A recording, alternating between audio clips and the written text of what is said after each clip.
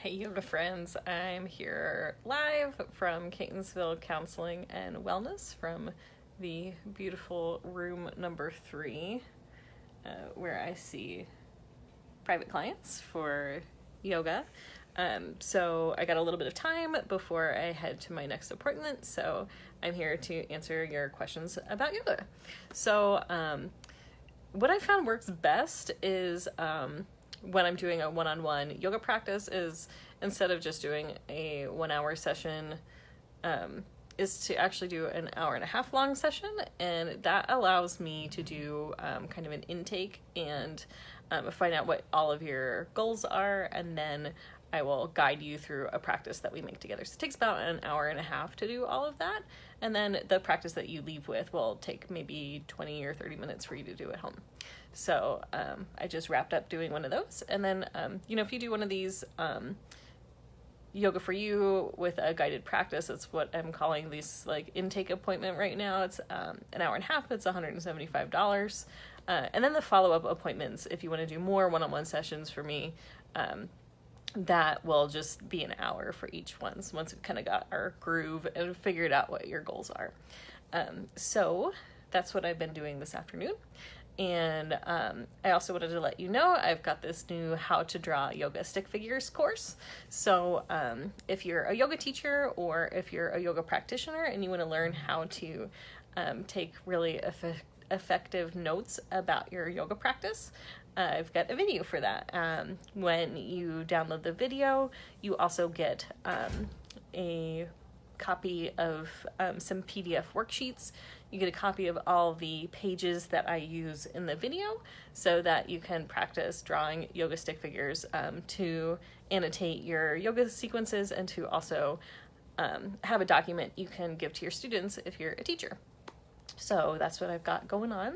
And since I've got a few minutes here, if you have any yoga questions, just go ahead and drop them in the comments. And I'm happy to answer any yoga questions that you have, whether it's about doing one-on-one sessions or if you have questions about yoga postures or yoga practice, I am here for you. So I do have a couple things that people submitted to me earlier and I didn't have a chance to answer them on my page. So here I am answering them on the video. So someone asked, what are some good yoga books?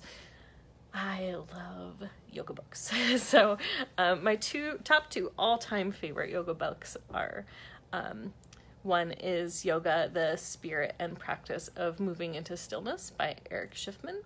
So Eric is one of my teachers, and what I love about that book is that it puts yoga, the whole practice, in a really easy to understand way.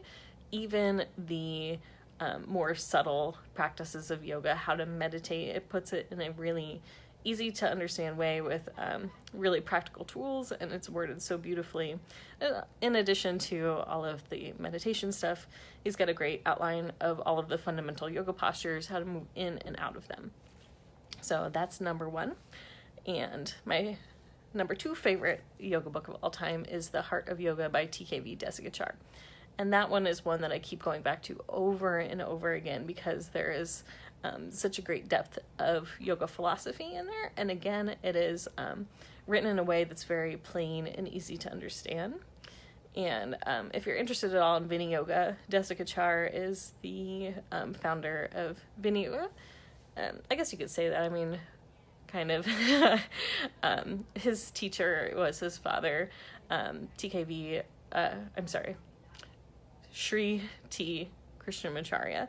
And so in Desikachar's book, he outlines much of Krishnamacharya's teachings and goes into a little bit about the practice of implementing yoga practices for the individual. So that's my number 2 favorite. I've also been interested in studying Yoga Sutras recently, and so my 2 favorite Yoga Sutra books right now are Bernard Beauchot's interpretation of the Yoga Sutras, which I can't remember the title, but it's actually out of print, but it's still easy to find, Bernard Beauchot. And what I like about that one is it has a translation of the sutras, and then it also has some questions that are kind of prompts about things to think about in relation to the sutra that it just translated for you. And the other one that I like is I think it's called The Secret Power of Yoga, which is by Nishala Joy Devi. And it is in particular a feminine interpretation of the Yoga Sutras. And what I find interesting about that one is that she has reframed all of the sutras from any negative wording into positive framing. So instead of something like asteya is often translated as non-stealing, she interprets that as generosity. So I think that's a really interesting concept, to reframe things in a positive way in the Yoga Sutras. I'm into that in my real life. And so it's interesting to consider that in terms of the Yoga Sutras.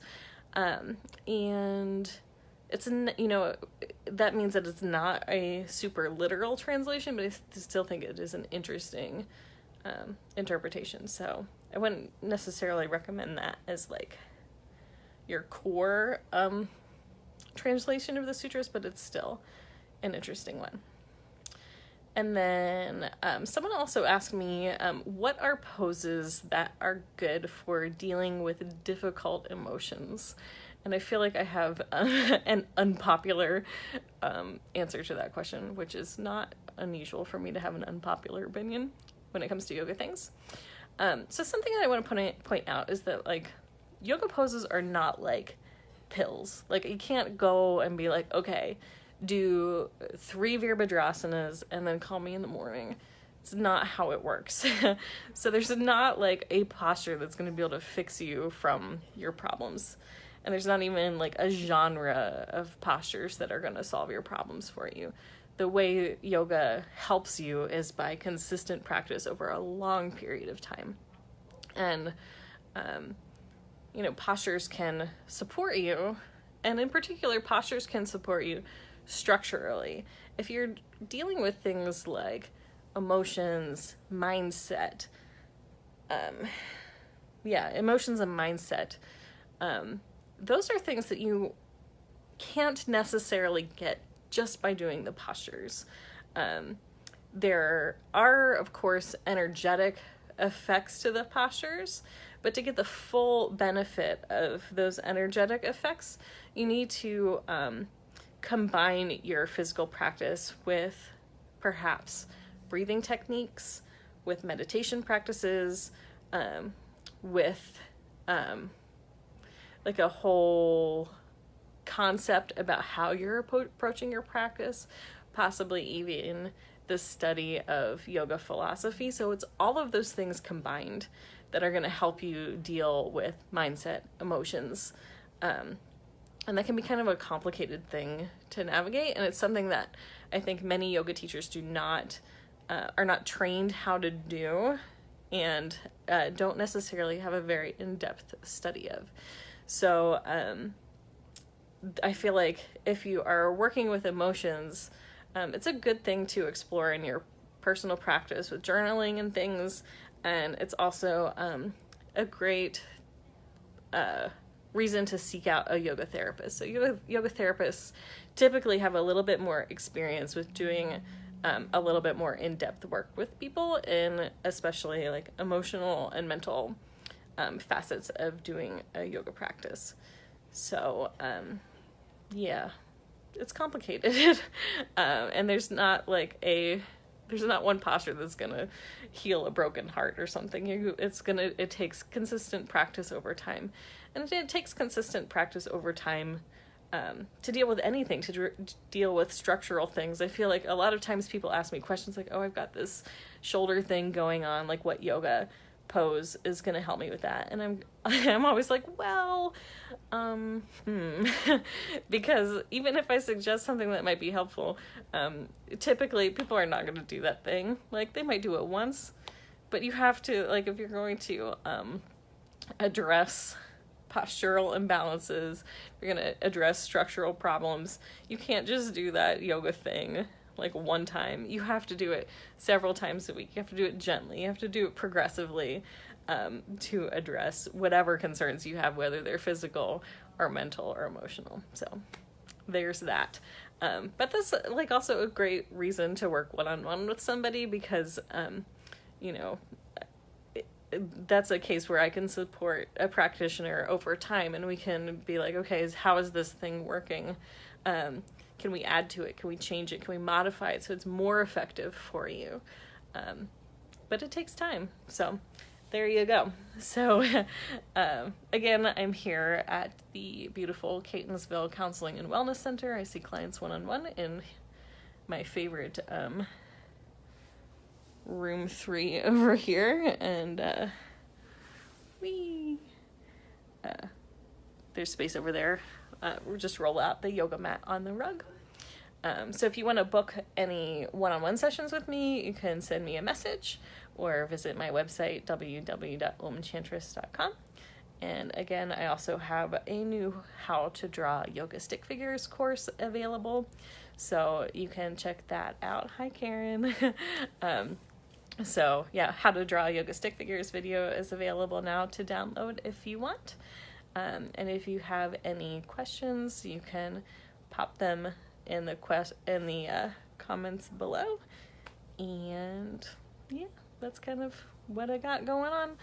I'm gonna go see my yoga buddy Bernadette for lunch now. So hope you guys have a great day. And if you're watching this on the replay, please do put your comments in the video below, and I will answer them next time I do any Ask Me Anything yoga.